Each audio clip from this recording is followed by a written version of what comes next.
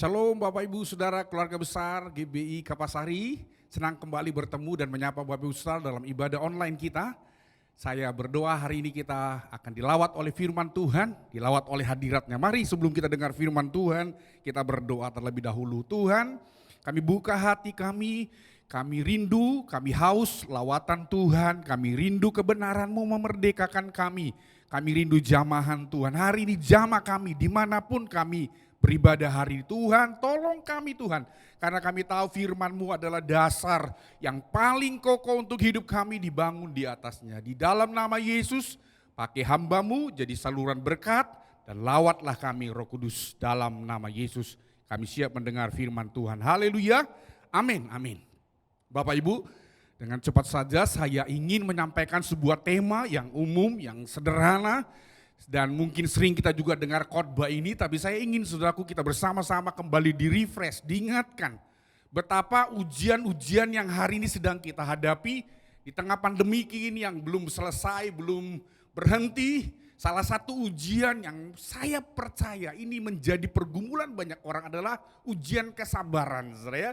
Saudaraku, di mana-mana kita bisa melihat ada orang yang sabar harus diuji, menunggu antrian, saudara ya. Kalau saudara lihat di rumah sakit di mana saja, atau bahkan Bapak Ibu yang sudah sering menggunakan BPJS atau juga asuransi yang lain, atau bahkan dalam hal-hal tertentu, saudara lihat semua kita diperhadapkan dengan kesabaran menunggu. Terutama di dalam pandemi ini, saudaraku 1,5 tahun lebih kita beribadah online, ada beberapa jemaat berkata, Pak sampai kapan ya? Usaha saya udah merosot sangat banyak sekali, saya tidak tahu bagaimana survive. Dan ada beberapa orang berkata, Pak sampai kapan saya lewati pergumulan ini?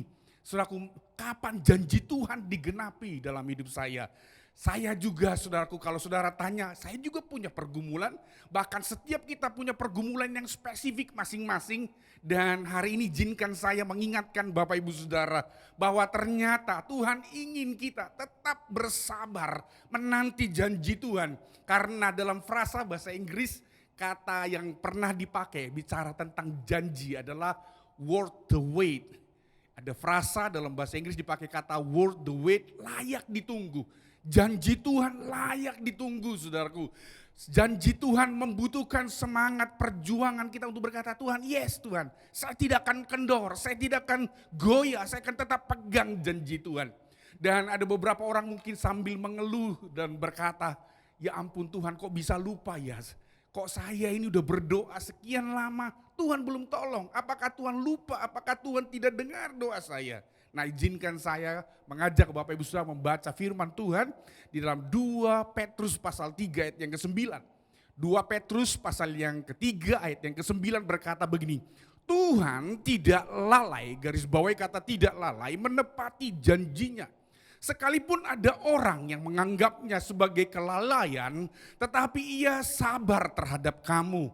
Karena ia menghendaki supaya jangan ada orang yang binasa. Saudara perhatikan garis bawah, supaya jangan ada orang yang binasa. Melainkan supaya semua orang berbalik dan bertobat. Saya percaya kalau saudara cermati kata-kata ini ada 2 kalimat yang penting yang saya tekankan. Tuhan tidak lalai dan yang kedua Tuhan tidak menghendaki ada yang binasa. Jadi kalau ada orang berkata mengapa saya harus kehilangan? Saya melayani ada orang yang kehilangan di tengah pandemi, saudaraku, karena keluarganya terpapar dan saudaraku akhirnya dipanggil berpulang. Dan dia berkata begini, Tuhan kenapa engkau buat, kenapa engkau izinkan? Saya percaya begini Bapak Ibu, bahwa di dalam kalkulasi manusia kita yang terbatas, ada banyak hal yang kita tidak bisa jangkau dengan logika kita yang terbatas. Kita tidak bisa mengukur tingginya apa yang menjadi rencana Tuhan dalam hidup kita. Kita juga tidak bisa bahkan menggambarkan, merancangkan apapun dalam hidup ini saudaraku. Dalam yang kita rencanakan, yang kita doakan, kita nggak tahu apa yang terjadi ke depan. Apalagi kita mau mengukur rancangan Tuhan. Bahkan kita bisa memperdebatkan atau bahkan mengeluh kesah dan berkata, Tuhan kok bisa ini terjadi? Ini bukan yang saya doakan, ini bukan janji Tuhan yang saya pegang.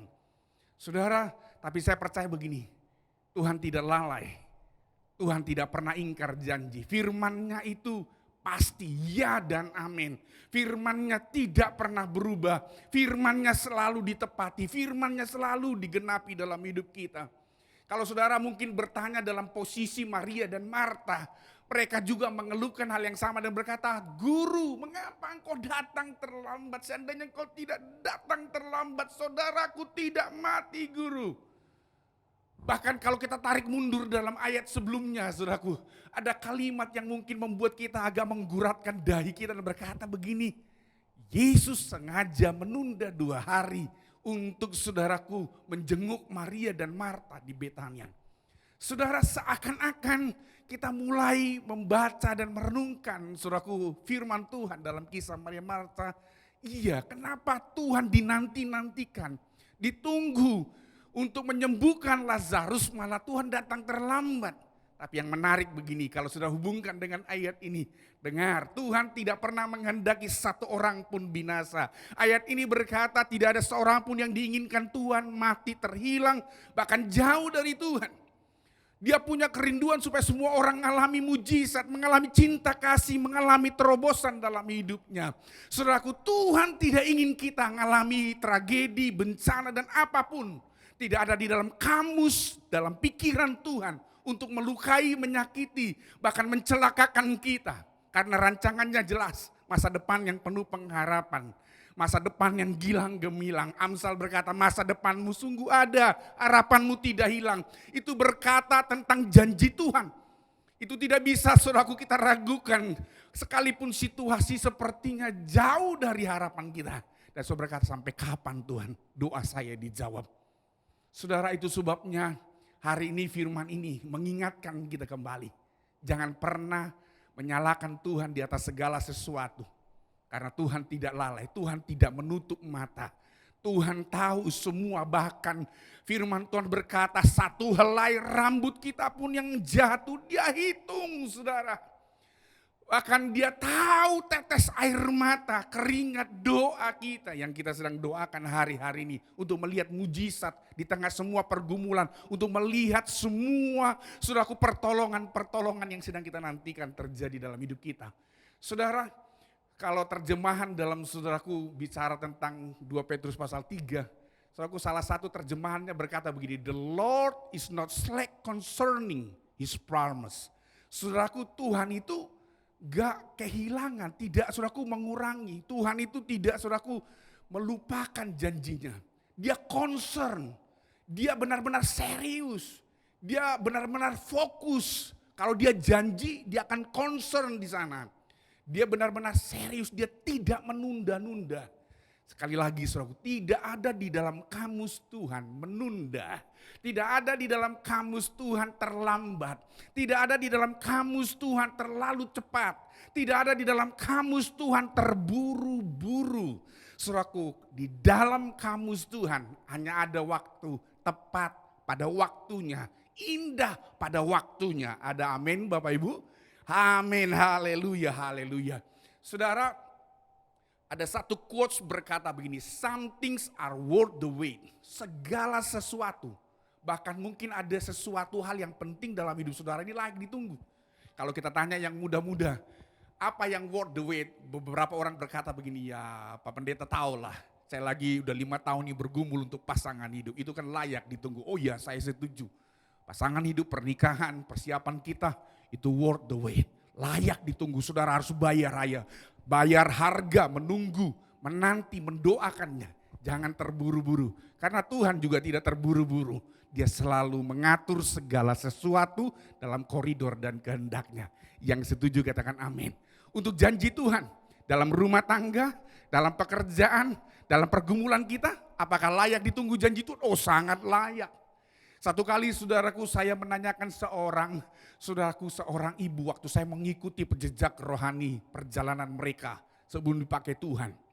Dia berkata, Pak, saya ini bergumul untuk suami saya bertobat 23 tahun. 23 tahun? Apakah itu waktu yang singkat? Oh, sangat panjang, lama sekali. Apa yang dilewati oleh ibu ini? Dia bilang suami saya itu suka mabuk Pak, minum. Bahkan judi Pak, kalau dia pulang kalau udah mabuk itu, aduh saya ini kalau enggak bengkak, lebam. Saya ini pernah ditendang Pak, saya pernah dipukul Pak berkali-kali. Dan yang paling mengerikan dia bilang begini, satu kali suami saya mabuk. Dia bawa pelacur Pak, dia usir saya dari kamar dan mereka masuk ke kamar. Bagaimana kondisi yang Bapak alami kalau Bapak di posisi saya tidak bisa bayangkan. Saudaraku, dia bilang begini, itu pergumulan. Tiap malam saya berdoa, sementara dia lagi tidur, dia lagi mabuk, bau dengan minuman keras. Saya berdoa, Tuhan tolong jamah suami saya. Kalau kita dihadapkan dalam situasi ibu ini, saudaraku, ada begitu banyak saudaraku kesempatan dan ruang untuk kita lari meninggalkan saudaraku proses yang berat yang kita alami. Kalau kita ada di dalam posisi ibu ini, mungkin kita akan berkata, Tuhan saya nyerah Tuhan. Tapi ibu ini berkata, 23 tahun Pak, air mata saya tidak sia-sia. Dia katakan begini, suaminya bertobat saudara. Saudara tahu kedua pria dan wanita, suami istri ini sekarang dipakai Tuhan untuk menyampaikan firman Tuhan, berkeliling dari kota, provinsi, dan dari bangsa ke bangsa. Kalau kita tanya kembali kepada ibu tuh, apakah layak menunggu janji Tuhan 23 tahun? Dia bilang begini, Pak sangat layak. Saya tahu ada buah kesabaran dari menanti janji Tuhan. Ada masa-masa saya hampir menyerah. Ada masa-masa saya hampir lari Pak. Tapi dia bilang begini, worth the wait, layak ditunggu. Saya percaya Bapak Ibu yang dikasih Tuhan. Ada banyak hal yang mungkin kita tidak bisa ungkapkan ke banyak orang apa yang sedang kita doakan, yang kita sedang gumuli, yang kita sedang serukan kepada Tuhan. Tapi hari ini saya mau katakan worth the wait, layak ditunggu, sabarlah, bertekunlah, pegang terus janji Tuhan. Amin, saudara. Are you tired waiting on the Lord? Saudaraku, Abraham menunggu 25 tahun. Saudaraku, menunggu anak perjanjian. Saudaraku yang luar biasa, kalau sudah pelajari Alkitab yang lain, kita akan menemukan Daud diurapi oleh Samuel untuk menjadi raja 17 tahun, di usia 17 tahun. Berapa lama dia menjadi raja? Dia menjadi raja di usia 30 tahun. Berarti dia melewati 13 tahun, mengalami proses, dikejar-kejar, dilempar lembing sama Saul. Dia berpura-pura jadi gila, saudaraku. Itu Daud, 13 tahun. Menunggu dia duduk di tata, di kursi pemerintahannya. Apakah dia, saudaraku, ditulis oleh Alkitab bahwa dia mengeluh mundur? Tidak, saudaraku, dia duduk di tahtanya, memerintah jadi raja Israel 40 tahun. Saudara, kalau saudara pelajari hidup Yusuf, dia saudaraku, menerima mimpi yang luar biasa. Bahwa dia akan menjadi orang nomor 1 dari keluarganya. Bahkan saudaraku dikatakan ayah, ibu dan saudaraku ke-11 saudaranya sujud menyembah kepada dia. Berarti saudaraku dia dimuliakan. Tapi pertanyaannya apakah dia langsung dimuliakan di tengah keluarganya? Tidak saudara. Dia harus dibuang, dijual, direndahkan, masuk penjara. Dan Tuhan mengizinkan dia 13 tahun untuk melihat janji Tuhan digenapi. Saya tidak bisa menyebut banyak kisah dalam Alkitab. Bahwa di dalam perjalanan kita, saudaraku, tidak ada jalan pintas. Di dalam kekristenan kita mulai menyadari begini, kita tidak bisa potong kompas, saudaraku. Kita nggak bisa shortcut. Kita nggak bisa berkata, Tuhan ini saya mau ngambil jalan paling cepat. Saudara. Kalau kita hidup di kota besar, di Jakarta, Surabaya, kalau bisa, saudara, kalau saudara lihat di GPS saudara atau di Waze saudara, itu biasanya ada jalur-jalur cepat yang diambil saudara ya. Tiba-tiba manuvernya, kita akan waktunya akan dipersingkat 5 menit mengambil jalur. Wah, itu teknologi dunia saja diciptakan untuk mempersingkat perjalanan saudara ya. Jadi ada jalur potong tiba-tiba. Saya biasa memakai saudara ya GPS. Itu biasanya dia ngambil jalan pintas lagi saya. Bahkan pernah sampai jalan pintas, saya kesasar, tiba-tiba buntu saudara.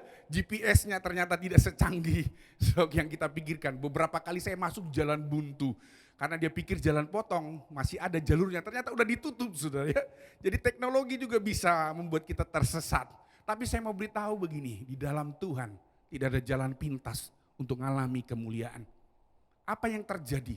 Kisah seorang Abraham itu menjadi pelajaran besar yang harus kita renungkan, yang harus menjadi alarm dalam hidup kita.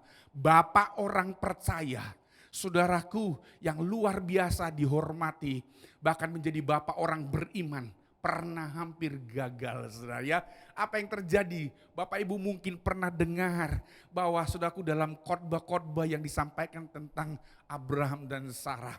Mereka itu sempat berpikir bagaimana potong kompas, bagaimana mereka shortcut, karena istrinya berkata, ini saya terjemahkan dengan bahasa kita di hidup kita sekarang itu panggil papa mama gitu. Mungkin dia berkata kepada Abraham, "Pak, kita ini udah tua, mana janji Tuhan?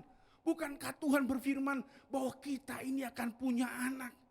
Kita ini udah mulai peot, Pak, mana janji Tuhan?" Bayangkan Sarah, saudara, dia meragukan janji Tuhan dan dia berkata kepada suaminya, "Pak, ada pembantuku Hagar. Mungkin jangan-jangan lewat Hagar kita punya anak, Pak." Dikasih pembantunya sama Abraham. Bapak Ibu singkat cerita lahirlah Ismail. Berapa tahun waktu peristiwa itu terjadi? 10 tahun menjelang saudaraku janji Tuhan digenapi 25 tahun. Berarti kurang dari setengah perjalanan janji itu digenapi. Abraham melalami saudaraku yang namanya jalur pintas untuk janji Tuhan. Saya menyebutnya adalah iman yang prematur, saudara ya. Saudara tahu ternyata apa yang terjadi, lahirlah Ismail. Apa yang terjadi? Tuhan bilang begini, bukan dari Ismail, dari kandunganmu. Tuhan teguhkan perjanjiannya, Abraham, Sarah, anakmu, keturunanmu akan seperti bintang di langit, seperti pasir di laut. Saudaraku, bahwa janjiku tidak pernah berubah, kata Tuhan. Saudaraku, dan itu digenapi, lahirlah Ishak. Tapi apa yang jadi konsekuensi dari jalur pintas itu Bapak Ibu yang dikasih Tuhan? Hari ini kalau kita saksikan di televisi begitu panasnya perang Palestina, saudaraku, dengan Israel. Kita mulai mengerti kalau kita tarik benang merah ribuan tahun yang lalu. Keputusan prematur yang dibuat Abraham dan Sarah, potong kompas janji Tuhan. Hari ini kalau kita pelajari, perang yang tidak pernah habis-habis dalam perjuangan bagaimana Israel, bahkan termasuk kita orang Kristen terbawa imbasnya. Bahwa hari ini saudaraku keturunan Ismail menindas, menganiaya, mempersulit kita. Bahkan membuat kita ini seperti saudaraku kebanggaan reputasi mereka. Sehingga kita tahu begini, Kedar Nebayo selalu berupaya ingin melemahkan, mengintimidasi, membuat kita ini kesempatan untuk mencari Tuhan sepertinya tertutup. Bahkan demikian banyak gereja susah untuk berdiri. Tapi saya mau beritahu begini, sekalipun keturunan Kedar Nebayon, keturunan Ismail, saudaraku menghalangi kita untuk beribadah, tapi saya percaya begini, janji Tuhan tidak pernah berubah. Janji Tuhan membuat kita ini mengalami multiplikasi, mengalami yang namanya penuaian, mengalami janji Tuhan. Bahkan umat pilihan Tuhan selalu diberkati, dilindungi, dijagai oleh Tuhan. Amin. Tapi saudaraku, jangan mengikuti jejak kegagalan yang dibuat oleh Abraham dan Sarah. Mereka sempat buat jalur pintas, mereka ragu, mereka tidak sabar menanti janji Tuhan. Supaya kita tidak mengalami tragedi-tragedi dalam kehidupan. Saudaraku, kegagalan menanti itu sama dengan ketidakpercayaan kita kepada Tuhan. Waktu kita gagal menanti, waktu kita tidak sabar menanti janji Tuhan, kita sedang tidak percaya kepada Tuhan.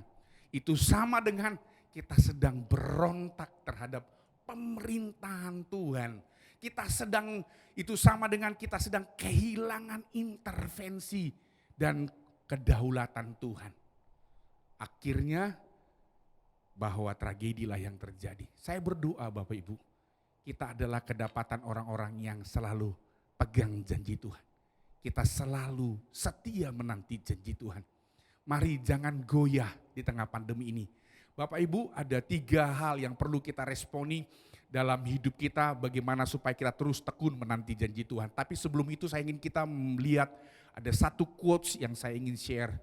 Quotes ini saudaraku berkata begini, waiting time is not wasting time. Waiting patiently in expectation is the foundation of the spiritual life. Henry Nouwen berkata begini, Menunggu bukan buang-buang waktu. Menunggu bukan menyia-nyiakan waktu. Menunggu dengan sabar, dengan pengharapan, itu adalah dasar kehidupan rohani. Saudaraku, quotes ini sedang mengingatkan kita, ternyata Tuhan mengizinkan kita menunggu. Tuhan mengizinkan ada durasi waktu yang mungkin orang bertanya, kok lama Tuhan, 5 tahun kok belum dijawab. Saya mau beritahu, ternyata menunggu adalah cara Tuhan membangun pondasi, membangun dasar kehidupan rohani. Jadi menunggu bukan, saudaraku, sesuatu yang membuat kita harusnya bosan, membuat kita frustasi, membuat kita jemu dan jenuh, saudaraku. Menunggu kita mulai ngerti, iya Tuhan lagi bangun dasar rohani saya. Tuhan lagi bangun dasar rumah tangga kita. Tuhan lagi bangun dasar rohani pelayanan kita. Tuhan lagi bangun manusia rohani kita. Caranya apa? Dia izinkan kita menunggu. Saudaraku, sama seperti kalau kita tanya seorang ibu waktu dia mengandung bayi.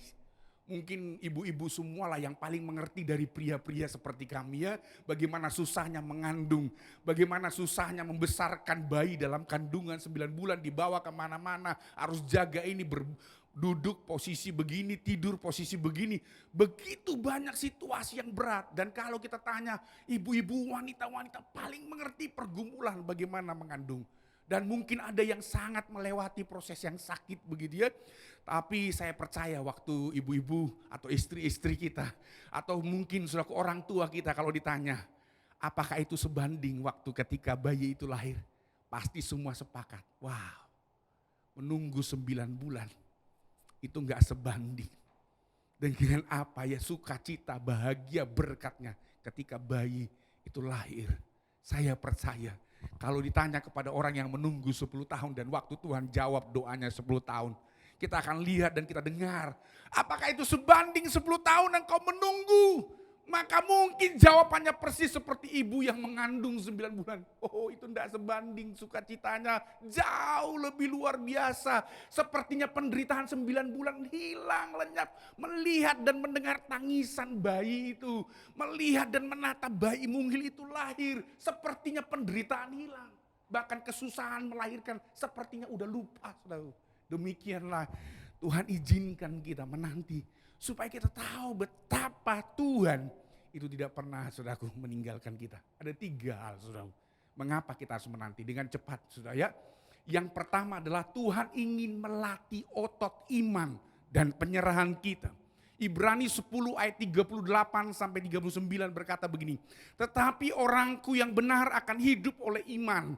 Dan apabila ia mengundurkan diri, aku tidak berkenan kepadanya. Tetapi kita bukanlah orang-orang yang mengundurkan diri dan binasa. Tetapi orang yang percaya dan beroleh hidup. Saudara lihat, Tuhan izinkan kita menunggu. Ternyata salah satu tujuan Tuhan adalah Tuhan bilang begini. Aku ini loh ingin menyatakan perkenananku. Kalau saya ganti perkenanan dengan kata sertifikasi. Maka Tuhan bilang begini, aku sedang memberi engkau sertifikasi iman. Kau lulus, kau luar biasa. Kalau saya ganti kata berkenan itu seperti saudaraku ujian. Tuhan bilang aku sedang menguji engkau supaya engkau punya sertifikasi bahwa kau lulus. Kau hebat, kau kuat, kau udah makin dewasa. Kau udah makin kuat di dalam aku. Engkau sudah punya otot iman yang kuat. Dan engkau udah punya kualitas penyerahan. Ujian dari mana saudaraku? Menunggu janji Tuhan. Jadi hari ini Bapak Ibu, jangan saudaraku lemah menunggu apa yang sedang kita tunggu dalam doa kita. Karena Tuhan berkata, orang benar akan hidup oleh iman. Dan apabila ia mengundurkan diri, Tuhan tidak berkenan. Tapi saya berdoa, jemaat gereja Tuhan di tempat ini adalah orang-orang yang terus setia menunggu. Karena Tuhan berkenan dalam hidup kita. Amin. Yang kedua, saudara. Mengapa Tuhan izinkan kita menunggu dengan durasi waktu yang mungkin tidak semua orang tahu. Yang kedua adalah supaya kita mengenal bahwa Tuhan itu adalah sang pemegang janji. Saudara, Mazmur 12 ayat 7 berkata, janji Tuhan adalah janji yang murni, bagaikan perak yang teruji 7 kali dimurnikan dalam dapur peleburan di tanah. Daud sedang berkata, Tuhan, janjimu itu murni. Janjimu itu Tuhan seperti perak yang dilebur katanya. Oh pasti. Tidak ada yang keliru, tidak ada yang saudaraku salah. Janjimu itu keren, janjimu itu dahsyat, janjimu itu luar biasa kata Daud dalam Mazmurnya. Supaya kita mengenal Tuhan itu kalau janji saudaraku, dia pegang janjinya. Dia Tuhan yang megang janji. Kalau dia adalah Tuhan yang memegang janji, mengapa kita yang percaya dia Tuhan dan Tuhan ada di dalam kita, mengapa kita tidak memiliki spirit yang sama, yaitu spirit pemegang janji. Karena Tuhan selalu serius dengan janjinya. Pelajari Alkitab kita Bapak Ibu dari perjanjian lama, perjanjian baru, itu syarat dengan janji-janji. Bahkan syarat dengan saudaraku covenant demi covenant. Dari mulai zaman saudaraku Adam, zaman Abraham, zaman Musa, zaman Daud sampai zaman perjanjian baru. Tuhan senang menyatakan janji. Dan saudara lihat hari ini banyak orang percaya menyaksikan mujizat. Mujizat apa yang disaksikan? Selalu berkenan dengan janji Tuhan. Janji kesembuhan, janji penyertaan, janji pembelaan, janji pertolongan. Mereka berkata, Tuhan aku pegang janjimu bahwa engkau akan membuat aku itu menang terhadap musuh-musuhku. Dari mana dia berkata? Janji saudaraku. Tuhan adalah pemegang janji. Pegang terus janji Tuhan. Amin. Yang terakhir saudara. Apa yang kita pelajari mengapa Tuhan izinkan kita terus menunggu. Dan saudara berkata, Tuhan sampai kapan? Saya juga tidak tahu. Hanya Tuhan yang tahu yang terbaik. Saudaraku, yang ketiga adalah untuk memurnikan hati kita dan merendahkan hati kita. Sehingga waktu kita datang menyembah, kita datang dengan kemurnian, dengan kerendahan hati. Kita pelajari saudaraku waktu Daud mengalami peremukan. Saudaraku dia berkata bahwa hati yang remuk, hati yang hancur tidak engkau pandang hina. Saudaraku saya bacakan juga dalam ulangan saudaraku, ulangan 8 ayat yang ketiga dalam terjemahan AYT. Saudaraku dia berkata begini, dia membuatmu rendah hati, membiarkanmu lapar, memberi engkau makan mana yang tidak dikenal olehmu atau nenek moyangmu agar kamu menyadari bahwa manusia hidup bukan dari roti saja, melainkan dari segala sesuatu yang dikatakan Tuhan. Saya ganti kata dikatakan, saudaraku lihat. Melainkan manusia hidup bukan dari roti saja, melainkan dari segala sesuatu yang dijanjikan Tuhan. Saya ganti kata dikatakan Tuhan. Janji pasti dengan kata-kata Bapak Ibu ya. Jadi saya ganti begini, manusia hidup bukan hanya dari roti saja, tapi dari setiap janji Tuhan. Katakan amin saudaraku. Mengapa Tuhan memberi kita saudaraku ruang waktu, durasi, bahkan dinamika di tengah menanti, proses di tengah menunggu.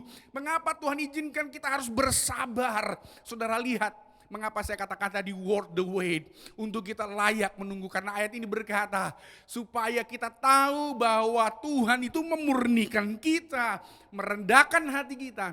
Supaya dia menyatakan bahwa begini, kau hidup bukan karena kekuatanmu, kau hidup bukan karena pengalamanmu, kau hidup bukan karena jabatanmu, kau hidup bukan karena gajimu, kau hidup sesungguhnya bukan karena aset dan hartamu, tapi karena kata janji Tuhan. Karena saudara lihat di tengah pandemi ini, ada begitu banyak kesaksian kita lihat orang yang tiba-tiba dalam sekejap, yang tadinya di atas tiba-tiba terpuruk. Saya mendengar cerita bahwa ada seorang konglomerat tiba-tiba terpuruk habis saudaraku di tengah pandemi. Ternyata harta asetnya dalam sekejap habis, tidak menjamin hidupnya. Apapun yang kita lihat sekarang, kalau saudara lihat ya di tengah pandemi ini perenungan saya.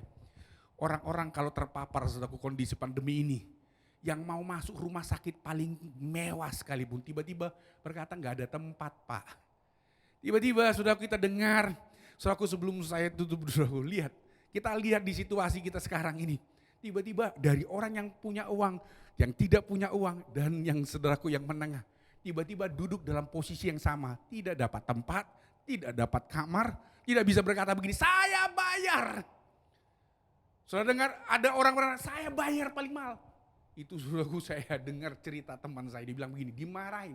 Pak bukan uang Pak, memang gak ada kamar Pak. Bapak kalau mau berdiri, berdiri di sini. Jadi bertengkar saya. karena ngotot mau minta kamar, saudara ya. Karena dia lagi terpapar. Saya mau beritahu begini, bahwa yang memberi kita hidup adalah firman Tuhan, janji Tuhan. Terlalu banyak Bapak Ibu Saudara yang mau terus pegang janji Tuhan, katakan amin. Seberapa banyak Bapak Ibu Saudara siap untuk dimurnikan oleh Tuhan, katakan amin saudaraku. Ada 3 poin saya bagikan hari ini. Mengapa Tuhan beri kita ruang, waktu, proses. Mungkin juga saudaraku di tengah pandemi ini adalah ujian paling penting untuk sabar menanti janji Tuhan. Ujian di tengah pandemi ini adalah ujian penantian penggenapan janji Tuhan. Karena saudara, saya percaya beberapa di antara saudara sudah banyak punya kesaksian mujizat di tengah pandemi ini. Tuhan tolong, di tengah kegersangan, kekeringan, Tuhan bisa mengirimkan burung gagak. Tuhan bisa mengirimkan orang-orang untuk memberkati saudara. Saya percaya setiap saudara punya kesaksian.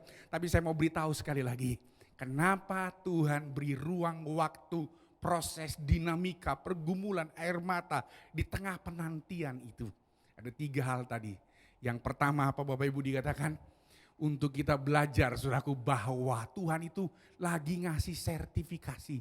Tuhan lagi latih otot iman kita dan berkata, aku mau berkenan kepadamu. Karena engkau gak mundur, kau tetap percaya kepadaku. Yang kedua, mengapa Tuhan izinkan ruang waktu, proses.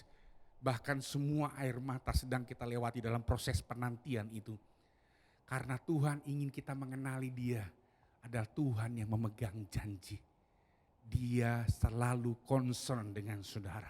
Dia tidak menunda-nunda. Dia mengasihi kita. Kalau dia beri anaknya yang tunggal mati bagi kita, maka dia juga serius. Dia berkorban untuk kita. Amin Bapak Ibu. Yang ketiga, mengapa Tuhan beri ruang waktu dalam pergumulan penantian itu? Karena Tuhan lagi murnikan hati kita. Sehingga penyembahan kita itu menyenangkan Dia. Karena Daud berkata, penyembahan dengan kemurnian dan keremukan, kerendahan hatilah yang menyentuh tahta Tuhan. Tuhan mau murnikan saudara. Tuhan mau murnikan motivasi kita. Tuhan mau merendahkan hati kita. Supaya kita menjadi orang-orang yang menyukakan Tuhan. Ada amin Bapak Ibu? Mari kita pejamkan mata kita saudara. Dimanapun Anda berada hari ini. Bolehkah pejamkan mata saudara 1 menit? Ya saya percaya ada beberapa di antara saudara sedang bergumam di hati. Tapi berat Pak, udah lama saya enggak bisa Pak. Mana Pak, saya udah nunggu lama sekali. Kok suami saya, kok belum bertobat? Kenapa anak saya belum dijamah Tuhan? Kenapa usaha saya masih belum bangkit? Ada beberapa di antara kita sedang berkata, saya udah enggak kuat.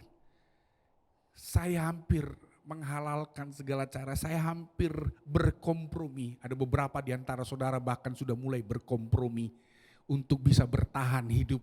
Saudara mulai berkompromi dengan ketidakbenaran. Saya mau berkata begini, bertobatlah. Kembali kepada kebenaran. Firman Tuhan berkata, engkau tidak hidup dari roti saja. Engkau tidak hidup dari jabatan kedudukan. Tapi firman Tuhan berkata dari firman-Nya, dari janjinya. Kembali pegang janjinya saudara. Ada beberapa di antara saudara lagi terpapar sakit. Hari ini saya mau berkata, jangan lepaskan, jangan kendorkan peganganmu terhadap firman, terhadap janjinya.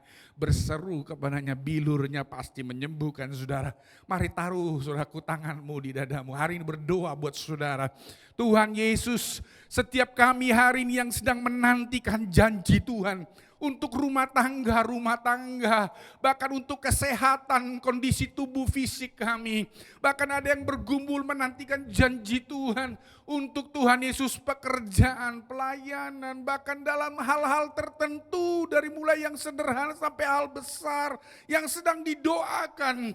Bahkan dalam proses penantian itu Tuhan, kau melihat ada air mata. Bahkan ada mungkin yang Tuhan hatinya udah hancur, remuk karena tidak melihat pertolongan yang berat di masa yang sulit. Tapi hari ini firman-Mu hidup. Kami mau belajar bersabar. Kami mau belajar bersabar menanti janji-Mu ya Tuhan. Jamah Tuhan. Hari ini jamah Tuhan. Oh semua anak-anak-Mu yang hari ini yang sudah mulai goyah. Bahkan yang sudah mulai lemah Tuhan. Bangkitkan kembali Tuhan. supaya tidak pernah goyah dan kembali pegang janji-Mu bahwa kami hidup itu karena firman, karena janji Tuhan yang menghidupkan kami. Berdoa Tuhan hari ini di dalam nama Yesus, aku lepaskan Tuhan, firman-Mu berkata apa yang kami lepas akan terlepas. Hari ini aku lepaskan Tuhan, firman yang hidup menguatkan, menyembuhkan, bahkan memulihkan setiap kami Tuhan. Terima kasih Tuhan Yesus, terima kasih. Kami percaya kami tidak lagi goyah, kami kuat karena janji-Mu seperti fajar yang pasti datang setiap pagi. Sepasti fajar, maka sepasti itulah janji-Mu Tuhan kami pegang. Di dalam nama Yesus, hamba-Mu berhenti berbicara. Tapi Roh Kudus, Engkau tidak berhenti berbicara dalam hidup kami. Lawat kami Tuhan, jamah kami Tuhan. Di dalam nama Tuhan Yesus. Haleluya, haleluya. Amin, amin, amin. Tuhan memberkati Bapak Ibu Saudara. Mari terus pegang janji Tuhan. Salam sehat, salam perjanjian Tuhan digenapi dalam hidup saudara. Haleluya, God bless you.